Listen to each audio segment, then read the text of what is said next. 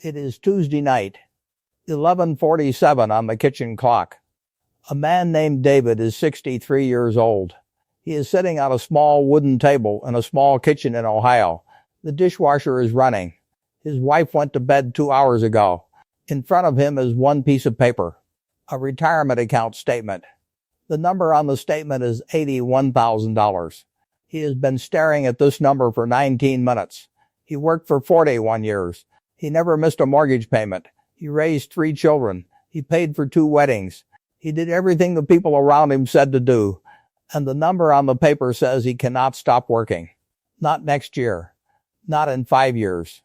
Maybe not ever. David is not lazy. David is not stupid. David is not unusual. David is the average American man entering retirement age right now. What happened to David is not a personal failure. What happened to David is a pattern that repeats in millions of kitchens, in millions of small towns, in millions of ordinary lives. The records show this pattern clearly. 60 years of documented financial history confirms it. Most Americans cannot retire. Not because they did not work hard, not because they did not try, because of 3 specific forces. 3 forces that quietly remove the possibility of retirement before most people even know retirement is at risk. This video is about those 3 forces. And about 2 men named James and Robert, both 26 years old, both living in the same city, both earning the same salary. One of them on one Tuesday makes a single decision. The other does not. 40 years later, the gap between them is not small. The gap is so large, it does not look real. But it is real. The math is simple. The math has always been simple. Most people were just never shown it. Most people believe retirement is about how much is earned. The data shows something different. Retirement is not about earnings. Retirement is about what is kept and what is allowed to grow. These are not the same thing. Earned is not the same as kept. Saving is not the same as growing. Most Americans never have these distinctions explained to them. The school system does not teach it. The bank does not advertise it. The employer does not mention it during onboarding. The credit card statement does not include a footnote about it. So the average working American moves through life believing one thing: work harder, earn more. Retirement will work out. It does not work out. The records make this clear. The average 65-year-old American household has less than $200,000 saved for retirement. Some have far less. Many have nothing at all. The cost of a basic retirement, housing, food, medical, modest living, is somewhere between $1.1 and $1.5 million across a typical retirement span. Read those 2 numbers again. Saved, under $200,000. Needed, over $1 million. That distance has a name. It is called the retirement gap. The retirement gap is the space between what most Americans save and what most Americans actually need to stop working. For most people, that gap is over $1 million wide. This is not because most Americans are bad with money. This is because the system that surrounds them was never built to close that gap. The banking system makes money when money sits still. The credit card system makes money when money is borrowed against the future. The consumer economy makes money when raises are spent, not saved. The mortgage industry makes money when interest is paid for 30 years. The salary structure was built to keep workers showing up, not to make workers wealthy. This is not a conspiracy. This is the design. A design that produces a predictable outcome, a working class and a middle class that reach age 65 with a fraction of what they need. This is not a personal failure. The system was never designed to show this. Most people are not given the wrong result. They are given the wrong map. The next part of this video shows what the right map looks like.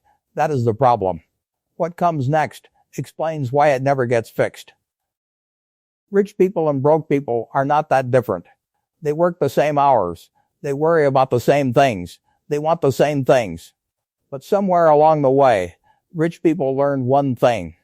One simple thing that most people were never told. It is not hard to understand. A 12-year-old can understand it, but most adults never heard it because nobody sat them down and said, listen, here is how this actually works. This video does that. Watch this video until the end. Specifically, stay until the story of James and Robert. That is where the numbers appear. Real numbers. That show exactly how much waiting one more year actually costs. After that story, the decision becomes very simple. Do not skip. Watch in order.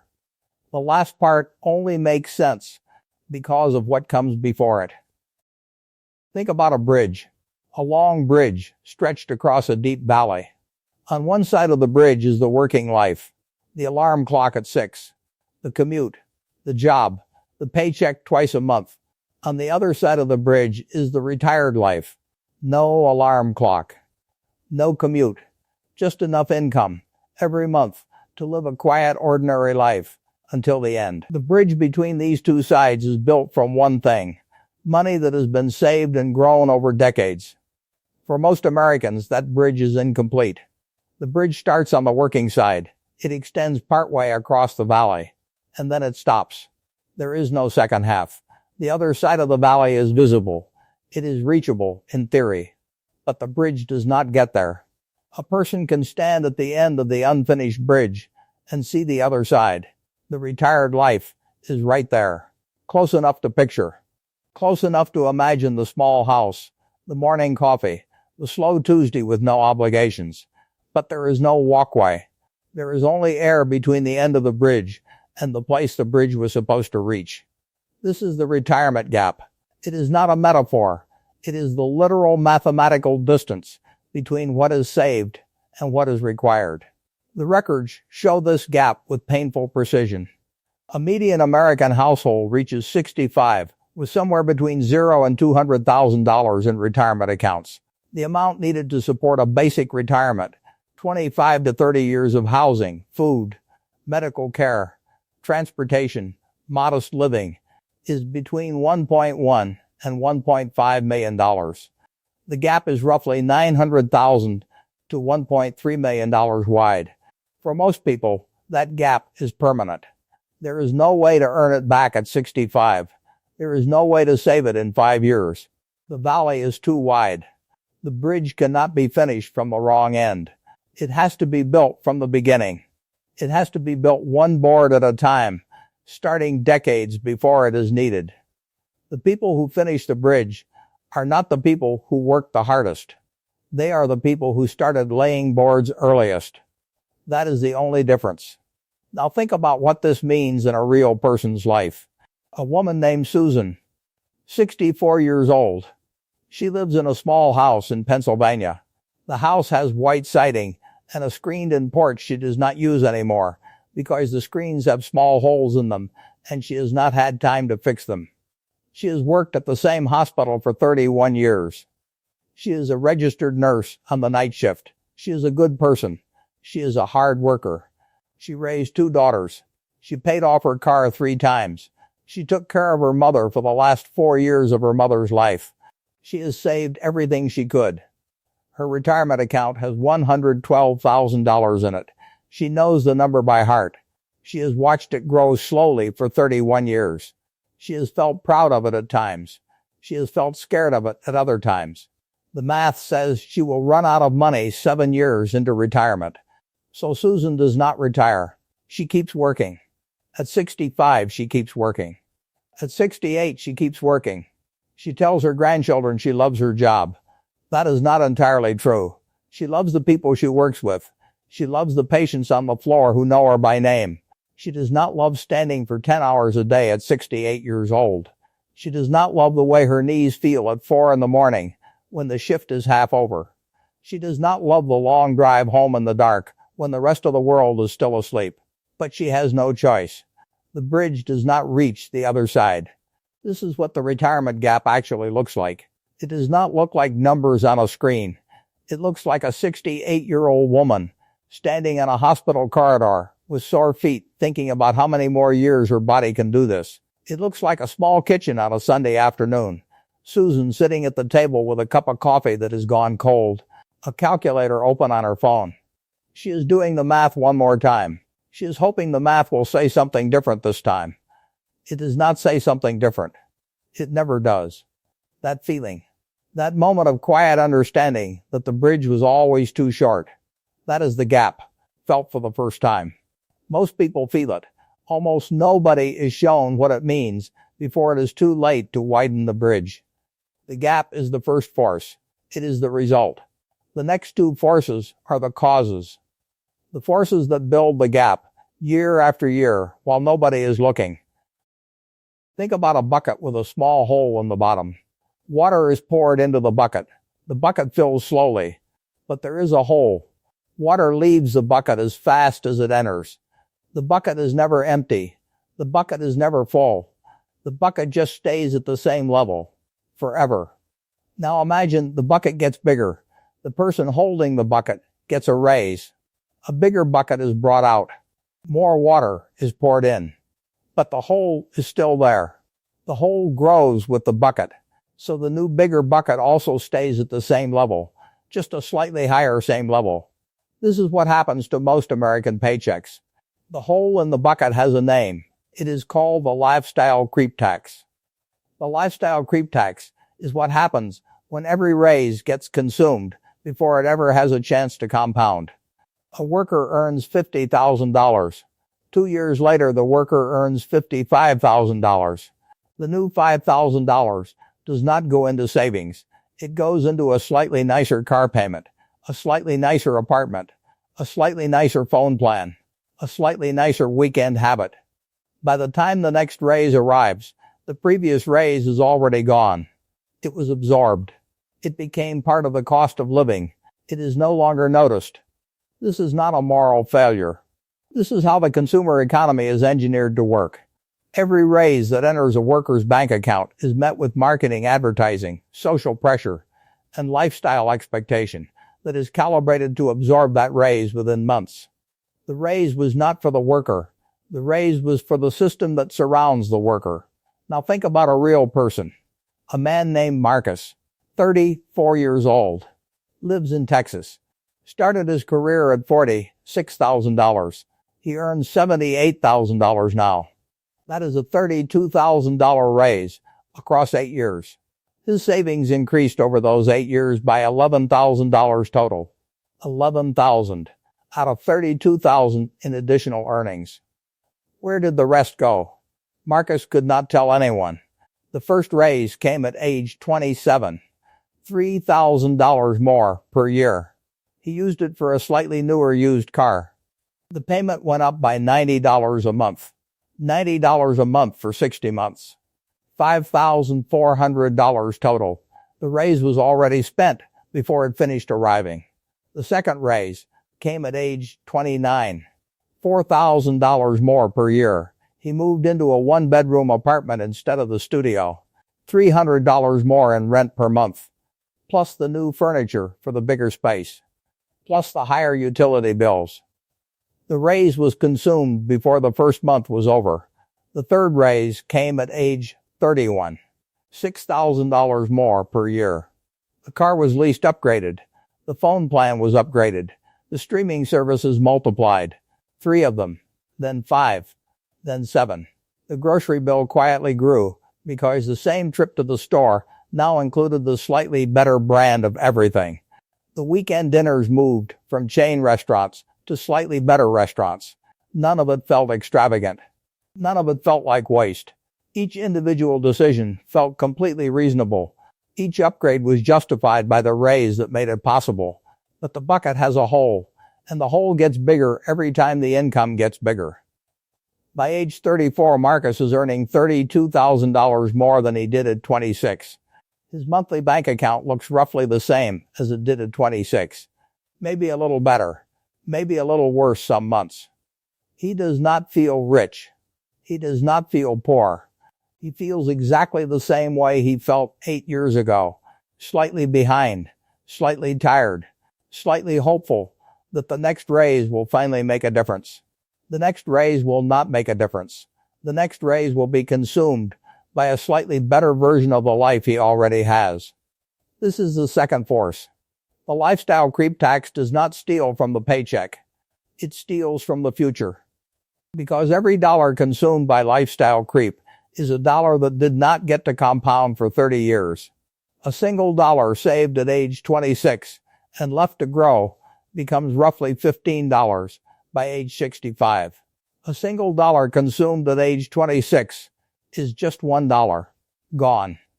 The lifestyle creep tax is not measured in what is spent today. It is measured in what was lost from the future. Most working Americans pay this tax for their entire careers without ever knowing it has a name. The next story is the most important part of this video. Pay close attention here. Two men, James and Robert, both 26 years old, both living in the same city, both earning $52,000 a year, same apartment building, same kind of car, same kind of weekend, same starting line in every measurable way. It is a Tuesday in October. James is sitting on the edge of his bed at 7:15 in the morning. He is holding his phone. He is looking at the retirement account information from his employer. He has been ignoring this information for 2 years.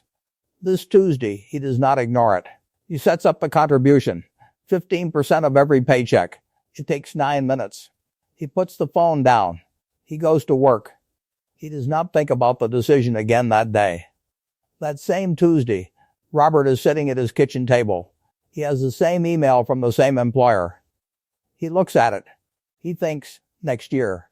Next year when things settle down. Next year when the car is paid off. Next year when life feels less tight. He closes the email. He goes to work. He does not think about the decision again that day either. That is the entire decision. That is the entire difference between James and Robert. 9 minutes on one Tuesday. Now watch what happens. At age 35, 9 years later, James has roughly $87,000 in his retirement account. Robert has zero. Robert is still saying next year. Next year is now 36, now 37, now 38. The plan is always next year. At age 45, 19 years after that Tuesday, James has roughly $270,000. Robert started contributing at age 38 after a conversation with a friend. Robert has roughly $58,000. The gap at 45 is over $200,000. Both men earn the same salary. Both men live in the same kind of apartment. Both men have the same kind of life. The only difference is that one Tuesday in October, 12 years apart. At age 65, 39 years after that Tuesday, James has roughly $1.4 million. Robert has roughly $330,000. The gap is over $1 million. $1 million. From 9 minutes on one Tuesday. This is the delay penalty. The delay penalty is the mathematical cost of starting 1 year later. Each year of delay does not cost what was not contributed that year. It costs what that contribution would have grown into over the following 4 decades. The first dollar saved in a working life does the heaviest lifting. It compounds for the longest. It produces the most. The last dollar saved in a working life does almost nothing. There is no time left for it to grow. This is why the delay penalty is so brutal. It is not measured in years lost. It is measured in compounding lost. A worker who starts at 26 versus a worker who starts at 36 is not 10 years behind. That worker is roughly 70% behind in lifetime retirement wealth. 10 years of delay. 70% of the outcome. This is the math nobody shows. The records confirm it. 60 years of documented financial history confirms it. Every case study of every wealth-building working American confirms it. The number one factor is not income. It is not intelligence. It is not luck. It is the date the contribution started. That is the entire story. That is what separates James from Robert. Not effort. Not character. Not ability. One Tuesday. 9 minutes. A choice that did not feel like a choice at the time. Everything so far was the setup. The 3 forces have been named. The retirement gap. The lifestyle creep tax. The delay penalty. What comes next is different. What comes next is the part nobody teaches. The protocol. The 3 decisions that change the outcome. Stay. This is the part that actually matters. The 3 forces are not secrets. The math is not hidden. The records are public. The information has existed for decades. So why do most Americans never hear it? Because the system that surrounds the working American does not benefit from the working American knowing it. Think about 2 roads from the same starting point. One road is loud. It has billboards every 100 feet. It has advertising on every surface. It has signs that say, buy this, finance that, upgrade now, you deserve it.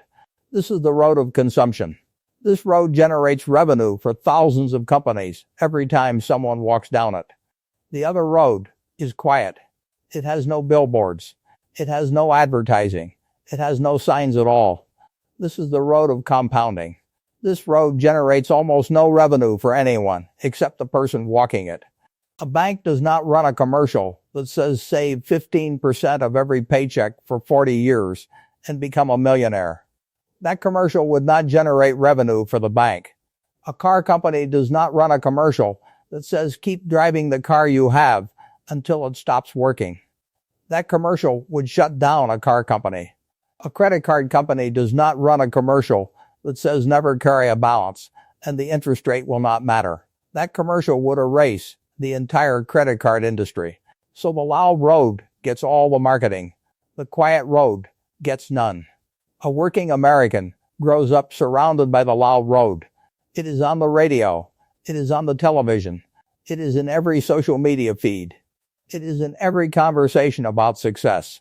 The quiet road is invisible. It has to be searched for.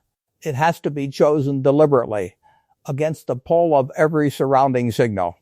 This is why most Americans do not know about it. Not because they are lazy.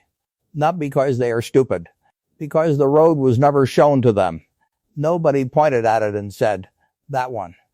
Walk that one. Most people are not behind because they made bad choices.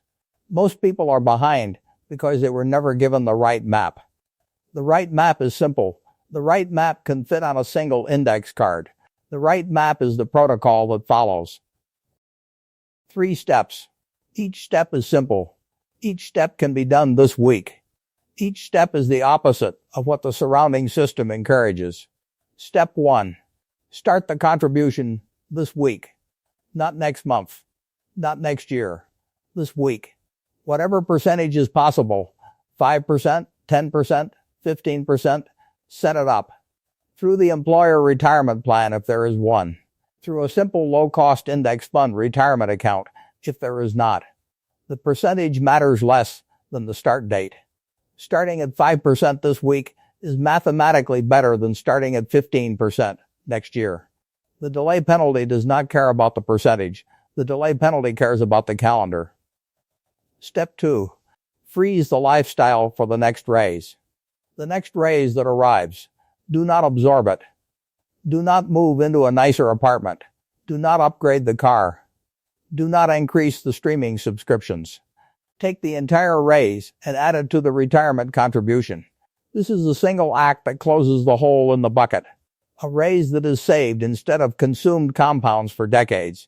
A raise that is consumed disappears within months. This step is the direct cure for the lifestyle creep tax.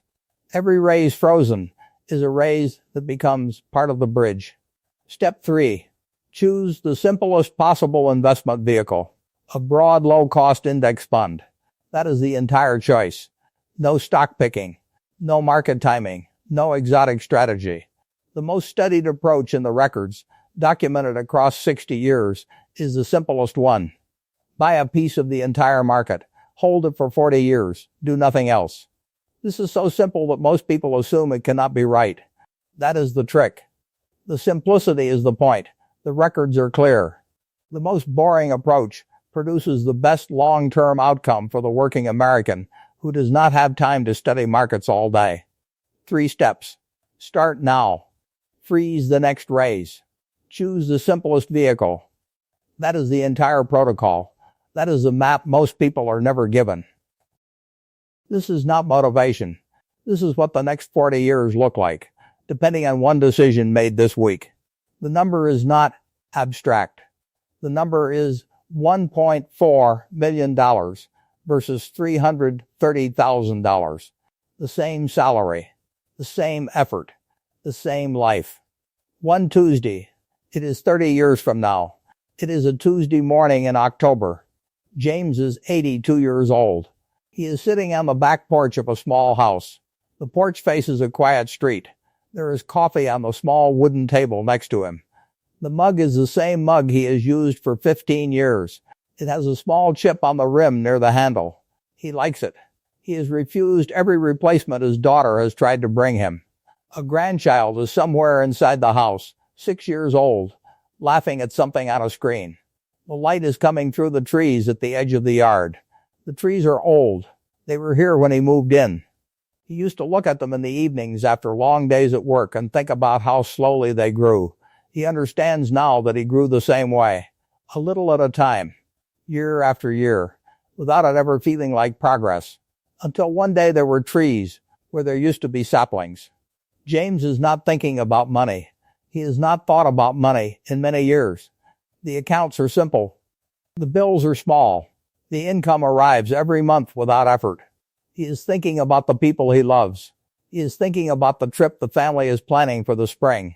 He is thinking about how the light comes through the trees on this particular Tuesday morning. He is not worried. He is not tired. He is not standing in a hospital corridor at 68, wondering how many more years his body can hold up. He is sitting on a porch at 82, watching the light move through the leaves. His Tuesday has no schedule. There is a doctor's appointment at the end of the week. There is a phone call he wants to make to an old friend. There is a grandson who is going to come over on Saturday to help with something in the garage that does not really need help, but the grandson likes to come over, and James likes the company. Nothing on his calendar requires him to earn money. Nothing on his calendar is a shift. Nothing on his calendar is an obligation he cannot say no to. This is what the bridge reaching the other side actually looks like. It does not look like wealth. It does not look like luxury. It looks like a Tuesday morning with no alarm. It looks like a porch. It looks like an old mug with a chipped rim. It looks like time. Time that belongs to him. This is not because everything went perfectly in his life. A lot did not go perfectly. There were hard years. There were jobs that did not work out. There were bills that arrived at the wrong time. There were moments when he thought he was failing. There was a year when the car broke down twice, and he wondered if he should pause the contributions just for a few months. He did not pause them. He did not know at the time why that mattered so much. He knows now. The reason James is on this porch right now is not luck. The reason is one Tuesday. A Tuesday in October 50, 6 years earlier. 7:15 in the morning. You sat on the edge of his bed. He held his phone. He set up the contribution. It took 9 minutes. He almost did not do it that morning. He almost said next year. He almost closed the email. He almost did what most people do. But on that one Tuesday, he did not say next year. He said this Tuesday. That is the only reason today looks the way it looks. Not because he was special. Not because he earned more than anyone else. Not because he was smarter than anyone else. Because on one ordinary Tuesday, a Tuesday he almost let slip by, he made one ordinary decision. And the decision compounded. And the compounding did the rest. The grandchild walks out onto the porch. She is holding a stuffed rabbit. The rabbit is missing one ear. She has had it since she was 2. She climbs into his lap. She is warm. She smells like the cereal she just finished eating. She does not know what a retirement account is. She does not know what compound interest is. She does not know what the delay penalty is. She just knows her grandfather is here, not at work, here, on a Tuesday morning, watching the light, holding her. She asks him a question about the bird that just landed on the railing. He does not know the answer. He says he does not know. They watch the bird together until it flies away. That is the whole moment. That is the whole point. That Tuesday, 56 years ago, is the reason this Tuesday looks the way it looks. Somewhere else, in another small house, Another man named Robert is also 82. He is at work. He is tired. He is wondering how many more years his body can do this. He is a good man. He worked just as hard. He cared just as much. He did not get a different result because of effort. He got a different result because of one Tuesday, one that he let slip by. The math is simple. The math has always been simple. Most people were just never shown it. Now it has been shown. The next Tuesday is coming. It will arrive whether anything is done or not. It will arrive for everyone watching this. It will arrive at 7:15 in the morning. It will be ordinary. It will not feel important. That is exactly what makes it important.